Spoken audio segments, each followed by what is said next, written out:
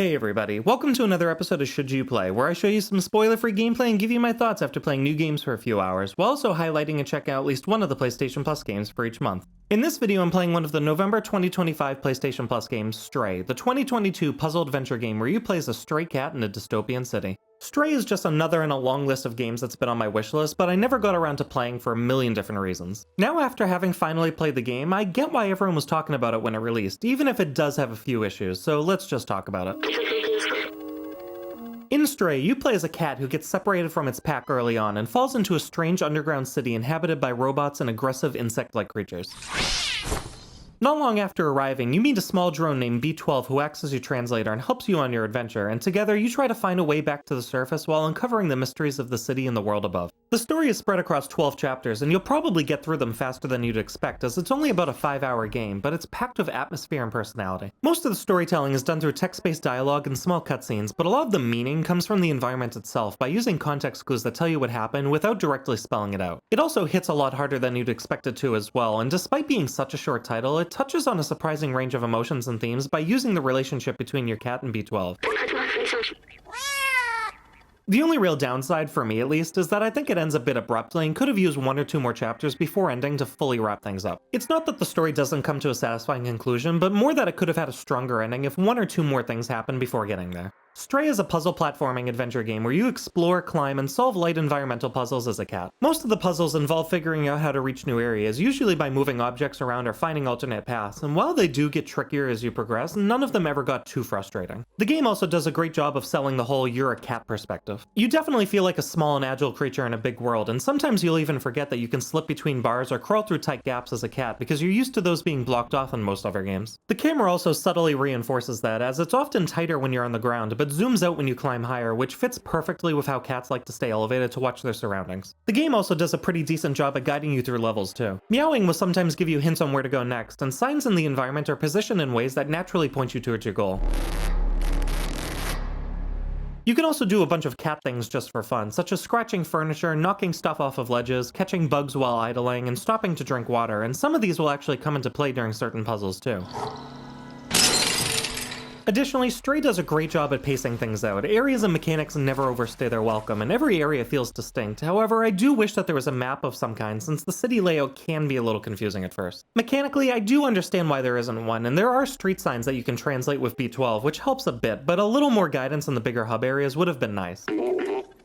There are also collectibles called memories scattered around the world, and if you're going for 100% completion, it's worth knowing that the game is divided into two main areas, and once you start the second, you can't go back to the first right away. The game does warn you before that point, and there is a chapter select option if you miss anything as well though. It's also worth noting that there's no combat in the game, but there are enemies in certain sections that can kill you if you're not careful. The death scenes aren't graphic by any means, but if you'd rather not see a cat die, there is a gameplay option that replaces the death animation with a simple black screen instead.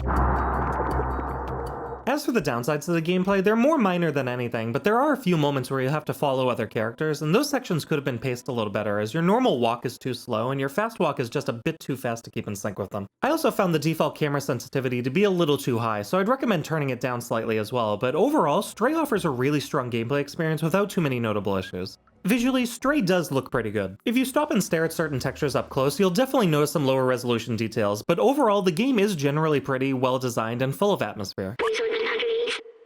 It's not the most graphically stunning game I've ever played, but it's still really impressive with its art direction and world building, and I'd be lying if I said it looked bad. The aesthetic combines a cyberpunk meets dystopia mix, complete with neon lights and robots surrounded by decay, but there's a surprising warmth to it all too, and they've done a good job at crafting a world that feels lived in. The sound design is also fantastic, and you'll hear metal clanking in the distance, the soft pitter-patter of your feet, and the little digital chirps of robots as they communicate with you as you make your way through the game.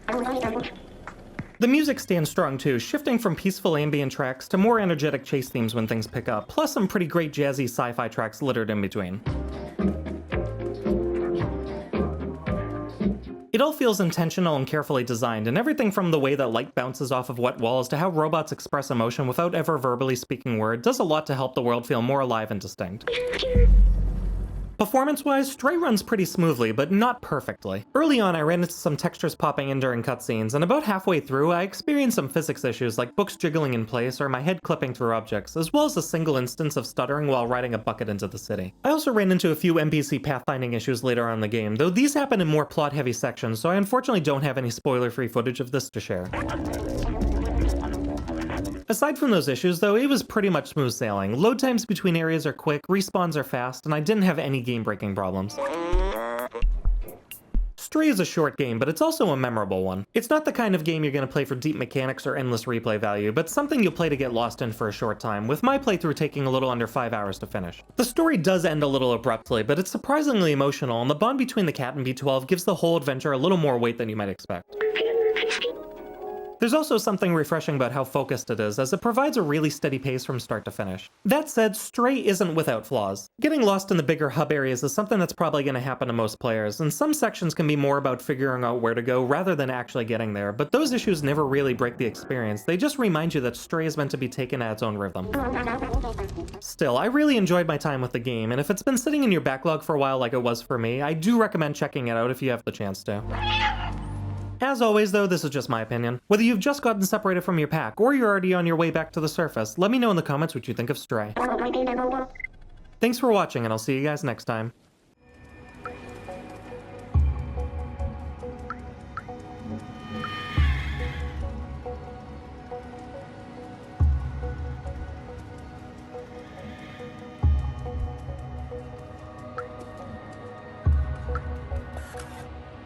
Oh,